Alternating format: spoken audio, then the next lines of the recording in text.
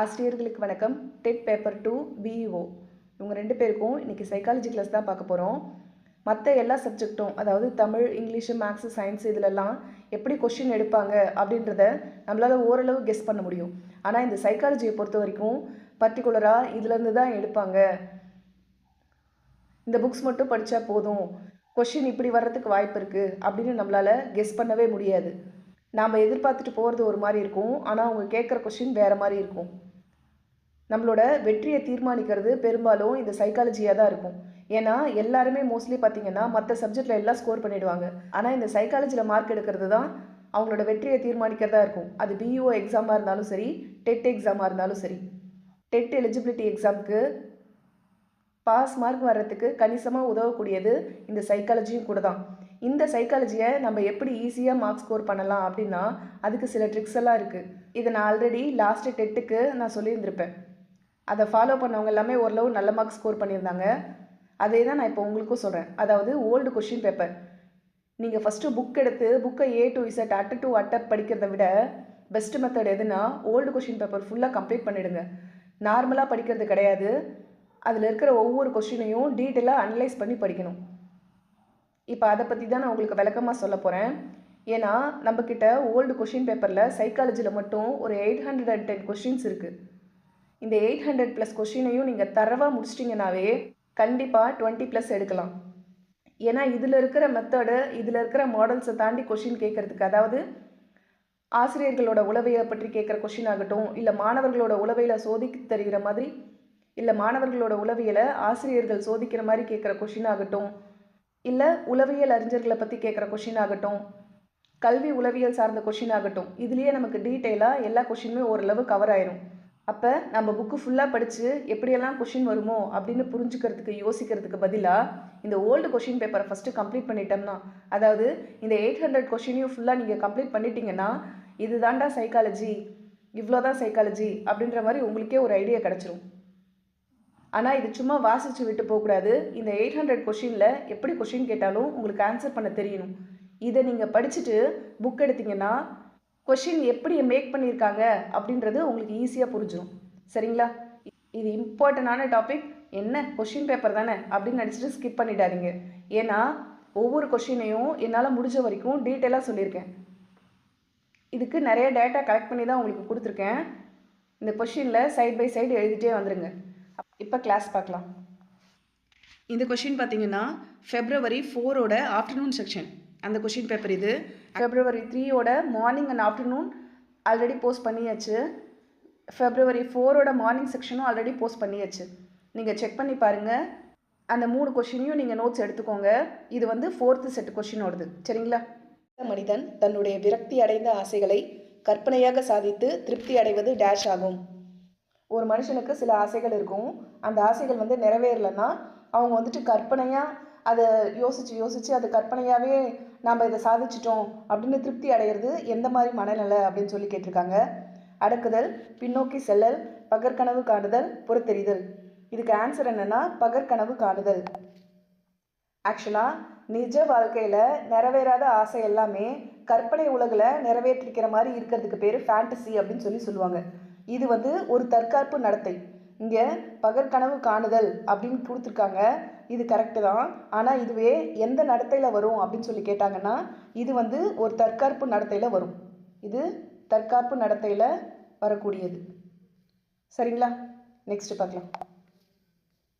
சொற்களை கையாளும் நுண்ணறிவு என்பது மொழியியல் நுண்ணறிவு, தர்க்க ரீதியான நுண்ணறிவு, சமூக உறவு தொடர்பான நுண்ணறிவு, இயற்கையை புரிந்து கொள்ளும் நுண்ணறிவு. இதுக்கு ஆன்சர் வந்துட்டு மொழியியல் நுண்ணறிவு. அதாவது சொற்களை கையாளுற நுண்ணறிவு அப்படின்றது எதுனா மொழியியல் நுண்ணறிவு கூட சேர்ந்தது. இது வந்து ஹார்வர்ட் கார்டன் இருக்கார் இல்லைங்களா, அவரோட பன்முக நுண்ணறிவு கோட்பாட்டின்படி சொல்கிறது தான் இது. இது வந்து மொழியை பயன்படுத்தும் திறனை குறிக்கிறது தான் இது. இது எழுதி வச்சுக்கோங்க. இதை எந்த கோட்பாடு படி எடுத்திருக்காங்கன்னா ஹார்வர்ட் கார்டன். சைடில் நோட் பண்ணி வச்சுக்கோங்க. ஹார்வர்ட் கார்டன் இவரோட பன்முக நுண்ணறிவு கோட்பாட்டில் தான் இதை பற்றி தெளிவாக சொல்லியிருக்காங்க. அதாவது மொழியை பயன்படுத்துகிற திறனை தான் இதை வந்து விளக்கமாக சொல்லுது. நெக்ஸ்ட் பார்க்கலாம். இதெல்லாம் இம்பார்ட்டன்ட். ஒரு கொஸ்டின் சொல்லும்போது அதுக்கு எக்ஸ்ட்ரா இன்ஃபர்மேஷன் சொன்னோன்னா அதை வந்து சைட்லேயே நோட் பண்ணி வச்சுக்கோங்க. இது நீங்கள் எக்ஸாமுக்கு ரிவிஷன் பண்ணக்குள்ள உங்களுக்கு 100% ஹெல்ப்ஃபுல்லாக இருக்கும். ஏன்னா நம்ம இப்போ பார்க்குறது எல்லாமே ஓல்டு கொஷின் பேப்பர் தான். அப்போ இம்பார்ட்டன்ட் டாபிக் எல்லாமே இதிலே கவர் ஆகிடும். இதுக்கு ரிலேட்டடாக எந்த கொஷின் கேட்டாலும் உங்களால் ஆன்சர் பண்ண முடியும் இந்த மாதிரி படித்து வச்சுக்கிட்டிங்கன்னா. நெக்ஸ்ட்டு பார்க்கலாம். மைத்தட சோதனையில் எத்தனை அட்டைகள் பயன்படுத்தப்படுகின்றன? ஆக்சுவலாக இந்த மைத்தட சோதனை யாரோடது அப்படின்னு பார்த்தீங்கன்னா ரோஷாக். இது நிறையா டைம் கேட்டிருக்காங்க.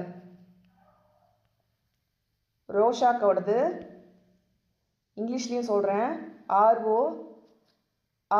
RORSCHACH. ரோஷாக்கோடது. இதில் வந்து 10 அட்டைகள். சரிங்களா? Option B. பின்பற்றுதல் மற்றும் வலுப்படுத்துதல் டேஷ் முக்கிய பங்கு வகிக்கின்றன. பெற்றோர்களின் மொழி வளர்ச்சியில், மூத்தோர்களின் மொழி வளர்ச்சியில், குழந்தைகளின் மொழி வளர்ச்சியில், வயதானோர்களின் மொழி வளர்ச்சியில். ஆக்சுவலாக பின்பற்றுதல் வலுப்படுத்துதல் இது வந்து எந்த இடத்துல முக்கிய பங்கு வகிக்குது அப்படின்னு சொல்லி கேட்குறாங்க. குழந்தைகளின் மொழி வளர்ச்சியில். ஏன்னா குழந்தைங்க கிட்ட தான், குழந்தைங்களோட மொழி வளர்ச்சியில் தான் பின்பற்றுதல், அதாவது பெரியவங்க பேசுகிறத பின்பற்றி அதை வந்து வலுப்படுத்துதல், இது எல்லாமே அங்கே தான் முக்கிய பங்கு வகிக்குது. நெக்ஸ்ட்டு, அறிவுரை பகர்தல் செயல்முறையில் அறிவுரை பகர்பவரின் டேஷ் முதன்மை பெறுகிறது. இதுக்கு ஆன்சர் வந்துட்டு அறிவுரை பகர்பவரோட சுய ஏற்புடைமை. Option C. ஆக்க செயற்பாட்டில் சிக்கலை வரையறுத்தல் மற்றும் விளக்கமளித்தலுக்கான நிலை அப்படின்றது எதை சொல்கிறாங்கன்னா தயார்படுத்துதல். உலக சுகாதார நிறுவனத்தின்படி 1965, அதாவது அந்த வருஷம், குடிப்பவர் என்பவர் ஒரு டேஷ். குடிப்பவர் அப்படின்றது மிதமிஞ்சிய குடித்தல் உடையவர்களை தான் குடிப்பவர்னு சொல்லுவாங்க. மற்றபடி லைட்டாக சாப்பிட்றவங்க எல்லாத்தையும் சோஷியல் ட்ரிங்கர் அப்படின்னு சொல்லுவாங்கள்ல, அதுதான். அப்போ இப்போ பார்ட்டி அந்த மாதிரி இடத்துக்கு போயிட்டு லைட்டாக எடுத்துட்டாங்கன்னா அவங்க சோஷியல் ட்ரிங்கர் அப்படின்னு சொல்லிட்டு விட்டுருவாங்க. பட்டு குடிப்பவர் அப்படின்றத ஸ்பெசிஃபிக்காக யாரை சொல்லுவாங்கன்னா மிதமிஞ்சிய குடித்தல் உடையவர். அப்போ ஆப்ஷன் டி. கற்றல் வளைவில் முன்னேற்றம் இல்லை, கற்றல் வளைவில் முன்னேற்றம் இல்லாத காலத்தை டேஷ் என்று அழைக்கப்படுகிறது. கற்றல் வளைவில் முன்னேற்றம் இல்லைன்னா அதுக்கு பேர் என்ன சொல்கிறாங்க? ஃப்ளாட்டூ. Option C. அதாவது பயிற்சியின் போது முன்னேற்றம் எதுவுமே இல்லாமல் கற்றல் வந்து சமமாக இருந்துச்சுன்னா அதுக்கு பேர் தான் ஃப்ளாட்டூ. நல்லா தெரிஞ்சுக்கோங்க. இப்போ ஒரு பயிற்சி நடக்குதுன்னா அந்த பயிற்சியில் முன்னேற்றம் எதுவுமே இல்லாமல் கற்றல் சமமாக இருந்துச்சுன்னா அதுக்கு பேர் தான் ஃப்ளாட் அப்படின்னு சொல்கிறாங்க. இந்த கற்றல் வளைகோடு பற்றி தெளிவாக தெரிஞ்சுக்கோங்க. இங்கே என்ன கொடுத்துருக்காங்க? ஜெனித், டிக்ளைன், ஸ்பர்ட் இப்படின்னு கொடுத்துருக்காங்க. இது ஒன்றுக்கும் நீங்கள் மீனிங் தெரிஞ்சுக்கிட்டிங்கன்னா நெக்ஸ்ட் எக்ஸாமில் இதில் ஏதாவது ஒன்று கொடுத்து என்னன்னு சொல்லி கேட்டாலும் உங்களால் ஆன்சர் பண்ண முடியும். இப்போ ஜெனித்னா இது கற்றல் வளைகோட்டிலேயே மிக உயர்ந்தது, அதாவது உன்னதமான நிலைன்னு சொல்லலாம். ஒருவர் வந்து ஒரு செயல், ஏதாவது ஒரு குறிப்பிட்ட செயலை வந்து கற்பதில் ஒருவர் அடைகிற உச்சபட்ச நிலை தான். அதாவது ரொம்ப டாப்பில் வர்றவங்க, இந்த 95 to 100 மார்க்ஸ்குள்ளே வர்றவங்க எல்லாமே ஜெனித்தில் வந்துடுவாங்க. சரிங்களா? அதாவது கற்றல் வளைகோட்டில் டாப் லெவலில் இருக்கிறது தான் ஜெனித். நெக்ஸ்ட்டு டிக்ளைன்னா என்னென்னா இது கற்றல் திறனில் ஏற்படுற வீழ்ச்சியை சொல்கிறது தான் இது. அதாவது அதுக்கு ரீசன் என்ன? போதிய பயிற்சி இல்லாமல் இருக்கும், ஆர்வம் இல்லாமல் இருக்கும், மறக்கும். இதெல்லாமே கற்றல் வளைகோட்டில் வீழ்ச்சிக்கான காரணங்கள் தானே. நல்லா படிக்கலைன்னா அதுக்கு ரீசன் இருக்கும்ல. ப்ராக்டிஸ் இல்லாமல் இருக்கிறது, படிக்கிறதுல ஆர்வம் இல்லாமல் போகிறது, மறதியாக இருக்கிறது, இது எல்லாமே கற்றல் வளைகோடு வந்து கீழ் நோக்கி செல்வதற்கான காரணம். இதுக்கு பேர் தான் டிக்ளைன், அதாவது கீழ் நோக்கி செல்லுதல். இப்போ ஃப்ளாட் அப்படின்னா என்னன்னு சொல்லிட்டேன். ஸ்பர்ட் அப்படின்னா என்னென்னா கற்றலில் ஏற்படுற திடீர்னு முன்னேற்றம் இல்லைன்னா ஒரு வேகமான வளர்ச்சியை சொல்லுது. அதாவது ஒரு சில ஸ்டூடெண்ட் வந்து ரொம்ப நார்மலாகவே இருப்பாங்க. திடீர்னு பார்த்தீங்கன்னா, அதாவது ஒரு 40-50 வாங்குகிற ஸ்டூடெண்ட்டு திடீர்னு 85-90 வாங்கினான்னா அது அவனோட திடீர் முன்னேற்றத்தை தானே குறிக்குது. இதுக்கு பேர் தான் ஸ்பாட். இதுக்கு ரீசன் என்னவா இருக்கும்னா கற்றலில் புதிய விஷயங்களை கற்றுக்கும் போது ஆர்வம் அதிகமாக இருக்கும், அதனால கூட அவங்களோட வளர்ச்சி அதிகமாக இருக்கும். அப்போ ஜெனித் அப்படின்னா கற்பதில் ஒருத்தவங்க அடைகிற உச்சபட்ச நிலை அப்படின்றது தான் ஜெனித். அப்போ டிக்ளைன்னா என்ன சொன்னேன்? அதில் வர வீழ்ச்சி, ஆர்வம் இல்லாமல் போகிறது, இதெல்லாம் அதுக்கான ரீசன் சொல்லியிருக்கேன். இப்போ ஃப்ளாட்னா என்ன? எந்த இதுவுமே இல்லாமல் நார்மலாக இருக்கிறது. ஸ்பர்ட்னா என்ன சொன்னேன்? கற்றலில் ஏற்படுற திடீர் முன்னேற்றம் இல்லைன்னா வேகமான வளர்ச்சி. இதை சைடில் நோட் பண்ணி வச்சுக்கோங்க, இம்பார்ட்டன்ட். நெக்ஸ்ட் பார்க்கலாம். மொழி தகவல் தொடர்புக்கு பயன்படுகிறது. இதில் எது மொழி தகவல் தொடர்புக்கு பயன்படுதுன்னா அறிவுசார். சிக்கல் நடத்தையை மாற்ற யார் மாதிரியாக்க உத்தியை உருவாக்கியது? இந்த மாதிரியாக்க உத்தியை யார் உருவாக்குனாங்க அப்படின்னு கேட்டால் ஆல்ஃபர்ட் பண்டுரா. Option C. ஃப்ராய்டின் கூற்றுப்படி அனைத்து மன செயல்பாடுகளையும் தூண்டும் மன ஆற்றல் டேஷ் என அழைக்கப்படுகிறது. லிபிடோ. Option A. தனியால் ஆய்வின் 3ஆம் நிலை. தனியால் ஆய்வோட 3வது நிலை என்ன அப்படின்னு சொல்லி கேட்டிருக்காங்க. ஃபஸ்ட்டு இதில் நமக்கு என்ன தெரியணும்னா தனியால் ஆய்வில் மொத்தம் எத்தனை நிலை இருக்குதுன்னு தெரியணும். இதில் மொத்தமாக 5 நிலைகள் இருக்குது. நான் 5 நிலைகளையும் என்னென்னு சொல்கிறேன், நீங்கள் சைடில் அப்படியே எழுதி வச்சுக்கோங்க. தனியால் ஆய்வுனா என்னென்னா ஒரு தனிநபர் இல்லை ஏதாவது ஒரு குழு இல்லை ஏதாவது ஒரு நிறுவனம் இதை பற்றி முழுமையாக ஆழமாக ஆய்வு செய்கிறது தான் தனியால் ஆய்வுன்னு சொல்லி சொல்கிறாங்க. அதில் எந்த மாதிரி ஸ்டெப்ஸ் இருக்குது அப்படின்னா ஃபஸ்ட்டு சிக்கலை அடையாளம் காணுதல். நம்ம எது வேணால் ஒரு தனிநபரையே நம்ம ஆய்வு பண்ணுறோன்னு வச்சுக்கோங்களேன், அவங்களுக்கு இருக்கிற சிக்கலை என்னென்னு ஆய்வு பண்ணுறது தான் ஃபஸ்ட்டு நிலைன்னு சொல்லி சொல்கிறாங்க. 2வது நிலை தரவு சேகரிப்பு. தனிநபரோட பின்னணி, குடும்பம் என்ன, அவங்களோட கல்வி எப்படின்னா படிச்சிருக்காங்க, அவங்களோட ஸ்டேட்டஸ் என்ன, இது மாதிரியான தகவல்களை சேகரிக்கிறது தான் தரவு சேகரிப்புன்னு சொல்கிறாங்க. இது 2வது நிலை. 3வது நிலை என்னென்னா குறை தீர்த்தல், பொருத்தப்பாடு மதிப்பீடுகளை அறிமுகப்படுத்துதல். ஆக்சுவலாக நமக்கு சியில் தான் வருது, சரிங்களா? ஆனால் நமக்கு ஆன்சர் கீழே என்ன கொடுத்துருக்காங்கன்னா பின்னு கொடுத்துருக்காங்க. 3வது நிலை பின்னு சொல்லியிருக்காங்க. மெய்யான திறனாய்வு மற்றும் சேகரிக்கப்பட்ட தரவுகளை பொருட்படுத்துதல் அப்படின்னு சொல்லிட்டு பி தான் ஆன்சர்னு கொடுத்துருக்காங்க. ஆக்சுவலாக நான் செக் பண்ண வரைக்கும் குறை தீர்த்தல், பொருத்தப்பாட்டு மதிப்பீடுகளை அறிமுகப்படுத்துதல் அதுதான் வரும். அதாவது இது தனியால் ஆய்வோட 3வது நிலை அப்படின்னு சொல்லலாம். நம்ம ஒரு சிக்கலை கண்டுபிடிச்சிருக்கோம் அப்படின்னாக்க அந்த சிக்கலுக்கு சொல்யூஷன் சொல்கிற மாதிரி சீர்திருத்த நடவடிக்கையெல்லாம் எங்கேருந்து ஸ்டார்ட் ஆகும்னா இந்த 3வது நிலையிலேருந்து தான், சரிங்களா? நான் மறுபடியும் சொல்லிடுறேன். நமக்கு ஆப்ஷனில் அதாவது ஆன்சர் கீழே டிஆர்பி போர்ட்லேருந்து ஆன்சர் கீழே 3வது நிலை ஆப்ஷன் பின்னு சொல்லி கொடுத்துருக்காங்க. நான் செக் பண்ணதில் எனக்கு சீனு தான் படுது. உங்களுக்கு எது சரின்னு படுதோ அதை நீங்கள் போட்டுக்கோங்க. நான் 2த்தையுமே சொல்லிட்டேன், சரிங்களா? 4வது நிலை என்னன்னா தரவு பகுப்பாய்வு மற்றும் விளக்கம். அதாவது நம்ம கலெக்ட் பண்ணியிருப்போம்ல சில டேட்டா, அதை எல்லாத்தையும் ஆய்வு செஞ்சு சிக்கலுக்கு என்ன காரணம் அப்படின்னு கண்டுபிடிக்கிறது தான் 4வது நிலை. அதுதான் தரவு பகுப்பாய்வு மற்றும் விளக்கம் அப்படின்னு சொல்லலாம். லாஸ்ட்டாக 5வது நிலை. 5வது நிலை என்னென்னா அந்த அறிக்கையை சமர்ப்பிக்கிறது. நம்ம ஒரு தனியாரை பற்றி ஆய்வு பண்ணியிருப்போம்ல, அதை பற்றின ஒரு முழுமையான மதிப்பீடை நம்ம அறிக்கையாக கொடுக்குறோம், அதுதான். அப்போ இறுதி நிலை அறிக்கையை சமர்ப்பிக்கிறது. அப்போ இதில் நம்ம தெரிஞ்சுக்கிறது தனியால் ஆய்வு முறையில் மொத்தமாக எத்தனை படிநிலைகள் இருக்குது? 5. கருத்துருவாக்குதலில் முக்கிய காரணி டேஷ் ஆகும். கருத்துருவாக்கம் அப்படின்னாவே அனுபவம் இருந்தால் தான் அங்கே கருத்தே உருவாகும். நெக்ஸ்ட், குறை கூறுதல், கேலி செய்தல் யாருக்கு ஒருபோதும் பயன்படுத்தக்கூடாது? அகமுகன். எல்லாத்தையும் தனக்குள்ளேயே வச்சுப்பாங்கல்ல, அவங்கக்கிட்ட போயிட்டு குறை சொல்லுதல், கேலி செய்தல் இதெல்லாம் யூஸ் பண்ணவே கூடாது. இந்த அகமுகன் புறன்முகன் பற்றி நான் முன்னாடிக்கு கொஷின் பேப்பர்லேயும் கேட்டிருந்துருப்பாங்க, அங்கே எக்ஸ்பிளைன் பண்ணியிருந்திருப்பேன் கிளியராகவே. நானும் செக் பண்ணி பார்க்குறேன். சப்போஸ் நாங்கள் சொல்லாமல் இருந்திருந்தேன்னா நெக்ஸ்ட் கிளாஸில் கண்டிப்பாக சொல்கிறேன். ஏன்னா இனி வர கொஷின் பேப்பர்லேயும் இந்த அகமுகன் புறமுகனை பற்றி டீட்டெயிலாகவே கேட்டிருப்பாங்க. நெக்ஸ்ட் பார்க்கலாம். கீழ்கண்டவற்றுள் எது ஒன்று உளவியற்காக செயல்முறையாக இபி டிட்ஸ்னர் உருவாக்கினார்? இது என்ன ஆன்சர் வரும்னா வடிவமைப்பு கோட்பாடு. இதையுமே நான் எக்ஸ்பிளைன் பண்ணியிருப்பேன். அதாவது உளவியல் அறிஞர்களோட கோட்பாடுகள் என்னென்ன, அவரோட நேமை எப்படி ஷார்ட்கட்டாக வச்சுக்கலாம் அப்படின்றது டீட்டெயிலாக சொல்லியிருப்பேன். வடிவமைப்பு கோட்பாடு இதை ஆடை வடிவமைப்பை ஷார்ட்கட்டாக வச்சுக்கோங்க. ஆடையை வடிவமைக்கிறாங்க. டிட்ஸ்னர்னால் நல்லா டிசைனாக வடிவமைக்கிறாங்க அப்படின்றத ஷார்ட்கட்டாக வச்சுக்கோங்க அப்படின்னு சொல்லியிருப்பேன். பார்க்காதவங்க அந்த வீடியோவை பாருங்கள், அது ரொம்ப யூஸ்ஃபுல்லாக இருக்கும். ஒரு நிகழ்வு அல்லது பொருளின் மீது சரியான கவனம் செலுத்த உயிர்களுக்குள்ளேயே காணப்படும் காரணியானது டேஷ் என அழைக்கப்படுகிறது. இதுக்கு ஆன்சர் என்னன்னா ஏ, அகவயத்தன்மையுடைய காரணி. டேஷ் என்பவர் தண்டனையை ஒரு வலுவூட்டியாக ஒப்புக்கொள்ளவில்லை எனில் தண்டனை மனவெழுச்சி தடுப்பை உருவாக்கும். இதை சொன்னது யாருன்னா ஸ்கின்னர். ஆப்ஷன் டியில் இருப்பார். இதை ஸ்கின்னர் தான் சொல்கிறாரு. அதாவது என்ன சொல்ல வர்றாருன்னா, தண்டனைன்றது ஒரு வலுவூட்டியாக ஒத்துக்கணும். அதாவது நம்ம ஒரு மாணவர்களுக்கு தண்டனை கொடுக்குறோன்னா அது அவனை திருத்தறதுக்கு தான் அப்படின்னு சொல்லி அவன் அக்செப்ட் பண்ணிக்கணும்.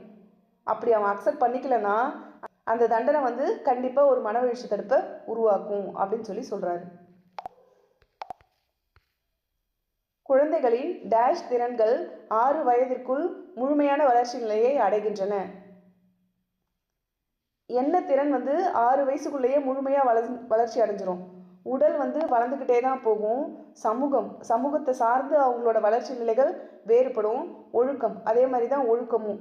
இப்போ 6 வயசுக்குள்ளே முழுசாக வளருது அப்படின்னாக்க அது மன வளர்ச்சி தான். Option A. கதாநாயக மனப்பான்மையை உருவாக்கும் பொருத்தமான பருவம் எது? தன்னை ஒரு ஹீரோ மாதிரி நினச்சிக்கிற பருவம் எதுனா குமரப்பருவம். Option C. மனவெழுச்சி நுண்ணறிவு என்பது சமூக நுண்ணறிவின் உள் அங்கமாகும். தமது மற்றும் பிறரது உணர்வுகள், மனவெழுச்சிகள் ஆகியவற்றை கண்டறிந்து முறைப்படுத்தும் அறிவை பெற்றிருப்பதோடு அவற்றில் தனது சிந்தனைகளையும் செயல்களையும் நெறிப்படுத்தி மேம்படுத்தி கொள்வதற்கு பயன்படுத்தும் ஆற்றல் பெற்றிருப்பது. இது ஆக்சுவலாக ஒரு வரையறை. இந்த வரையறையை சொன்னது யாருன்னு சொல்லி கேட்டிருக்காங்க. யாருன்னா ஜான் மேயர் மற்றும் பீட்டர் ஸ்லோவே. Option C. இதையுமே நான் ஷார்ட்கட்டில் சொல்லியிருந்திருப்பேன். அந்த வீடியோ பார்த்தீங்கன்னா உங்களுக்கு ஈஸியாக இருக்கும். உண்மைத்தன்மை மற்றும் தரம் இல்லாத சுய வெளிப்பாடு டேஷ் ஆக்கத்திறன்கள் ஆகும். உண்மைத்தன்மையும் தரம் இல்லாத சுய வெளிப்பாடும் எதோட ஆக்கத்திறன் அப்படின்னு சொல்லி கேட்டிருக்காங்க. எதுனா வெளிப்பாடு. அறிவுரை பெறுபவரை மையமாக கொண்ட அணுகுமுறை டேஷ் அணுகுமுறையாகும். அறிவுரை பெறுபவரை மையமாக கொண்டது எதுனா தன்னெறிப்படுத்துதல், அறிவுரை பகர்தல். Option B. ஒருவருடைய பிரச்சனையுடைய ஒரு தீர்வை காண்பதற்குரிய கடும் உழைப்புடன் தொடர்பு படுத்தும் ஒருவரின் டேஷ் என்ற பதத்தில் உளவியல் பாடத்தில் அழைப்போம். தனியால் ஆய்வு. இதை தான் நான் டீட்டெயிலாக முன்னாடியே சொல்லியிருப்பேன். தனியால் ஆய்வு தான் ஒருத்தவங்களோட பிரச்சனை, அதுக்கு என்ன தீர்வு காணலாம் அப்படின்றத தொடர்பு படுத்தி அவங்களோட நடத்தையை பற்றி சமர்ப்பிக்கிறது. இதை தனியால் ஆய்வுன்னு சொல்லுவோம். இதுக்கு 5 நிலைகள் இருக்குது அப்படின்னு சொல்லி பார்த்தோம் இல்லைங்களா, அதுதான் இது. நெக்ஸ்ட்டு இந்த கொஷின் ஆக்சுவலாக ரொம்ப இம்பார்ட்டண்டான கொஷின் தான். நான் இதுக்கு எக்ஸ்பிளைன் பண்ணிடுறேன். சைடில் நோட் பண்ணி வச்சுக்கோங்க. இதை சொன்னது யாருன்னா ஹெர்பர்ட் ஷெல்டன் அப்படின்றவர் தான் இதை பற்றி எக்ஸ்பிளைன் பண்ணியிருக்காது. அதாவது இது எதை பற்றி சொல்லுது அப்படின்னா மனுஷங்களோட உடல் அமைப்பு இருக்குது இல்லைங்களா, அதுவும் அவங்களோட ஆளுமை பண்புக்கும் இருக்கிற தொடர்பு தான். சிம்பிளாக சொல்லணும்னா ஒரு மனுஷன் இருக்கானா அவங்களோட ஷேப்புக்கும் அவங்களோட ஆளுமைக்கும் சொல்லுவாங்கள்ல, நல்லா மெலிசாக ஹைட்டாக இருந்தாங்க, நல்லா ஹைட் அண்ட் வெயிட்டாக இருந்தாங்கன்னா அவங்க கம்பீரமான ஆள். அவங்களோட ஆளுமை எப்படி இருக்குன்னா எதாக இருந்தாலும் எதிர்த்து பேசுவாங்க, கோபப்படுவாங்க, அப்படிலாம் ஒரு குத்து மதிப்பாக சொல்லுவாங்கள்ல. அந்த மாதிரி இவர் குத்து மதிப்பாலாம் சொல்ல கிடையாது, நான் எக்ஸாம்பிளுக்காக சொன்னேன். இவர் என்ன பண்ணியிருக்காருன்னா மனுஷங்களோட உடல் அமைப்புக்கும் அவங்க ஆளுமைக்கும் இருக்கிற பண்பை 3 விதமாக விளக்கியிருக்காரு. யார்? Herbert Shelton. அந்த 3 விதமாக விளக்கியிருக்கிறது என்னென்னா இங்கே கொடுத்துருக்காங்க பாருங்க. ஃபஸ்ட்டு விசிட்ரோடானிக், இது ஒன்று. இது செகண்டு என்னென்னா செமட்டோடானிக். தேர்டு என்னதுன்னா இந்த தேர்டு தான் செரிப்ரோடானிக். சரிங்களா? இந்த கிரிப்டோடானிக் அவர் வகைப்படுத்தினது கிடையாது. நான் அதை பற்றி அப்புறமா சொல்கிறேன். இது 3 என்னென்னன்றதை ஃபஸ்ட்டு தெரிஞ்சுக்கோங்க. ஃபஸ்ட்டு விசிட்ரோடானிக்னா என்னென்னா இவங்க உடல் அமைப்பு எப்படி இருக்குன்னா நல்லா உருண்டையாக இருப்பாங்க, நல்லா குண்டாக இருப்பாங்க, மென்மையான உடல்வாகு கொண்டவங்களாக இருப்பாங்க. இவங்களோட பண்புகள் எப்படி இருக்குன்னா இவங்க சமூகத்தோடு ஒத்து போவாங்க, ரொம்ப அமைதியாக இருப்பாங்க, நிறைய நல்ல ஒரு ஃபுட்டியாக இருப்பாங்க, நல்லா சாப்பிட்றவங்களா இருப்பாங்க, நிறைய சௌகரியங்களை எதிர்பார்க்குறவங்க. இவங்க எல்லாமே விசிட்ரோடானிக்கில் வந்துடுவாங்க.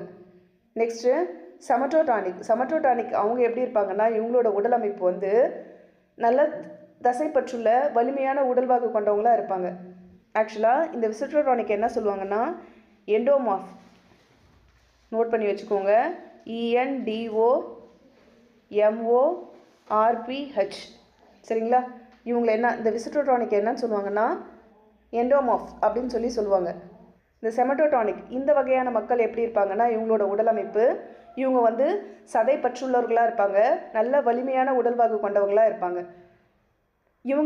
இவங்களோட பண்புகள் எப்படி இருக்கும்னா, நல்ல சுறுசுறுப்போடு செயல்படுவாங்க, நல்ல துணிச்சலானவங்க, ஆற்றல் அதிகமாக இருக்கும், எதுலேயுமே தன்னோட ஆதிக்கம் தான் அதிகமாக இருக்கணும் அப்படின்னு விரும்புகிறவங்க யாருன்னா இந்த சமட்டோடானிக் அந்த வகையை சார்ந்தவங்களாக இருப்பாங்க. இவங்களுக்கு என்ன பேர்? இவங்களுக்கு இன்னொரு நேம் இருக்குது.